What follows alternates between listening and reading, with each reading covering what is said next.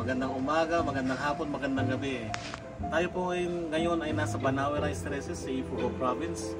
Ayan, nakasama ko po ang ating mga lola, sila lola, ang ating mga ninuno. Sila po ang mga original na gumawa ng rice terraces. Okay.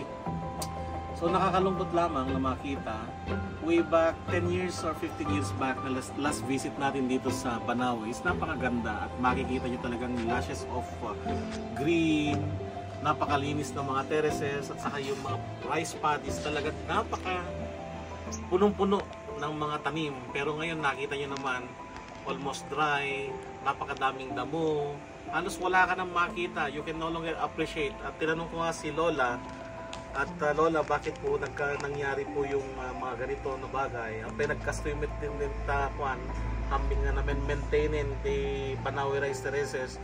Usually nagaduti turista nga mapan or dagi souvenir shop tayo kaya puno kitawag yung tatake awanen manmano nanya timakunayo Lola. Nya kay babalin.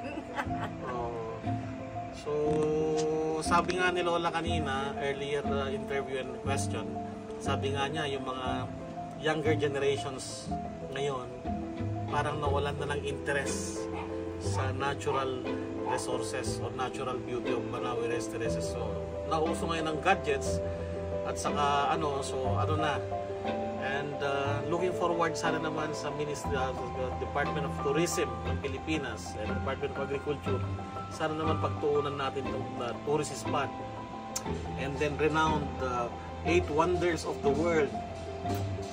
Asan na? Sayang.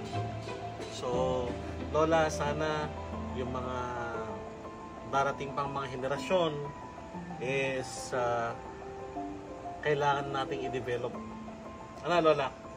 Kailangan nating i-develop at saka dagdag din sa mga livelihood natin, sa mga turista na darating at sa ating mga darating na henerasyon. Ano Lola? Okay. So guys, please support preserving Banawe Rice Terraces here in Ifugao. Ayan. Salamat po. Bye-bye!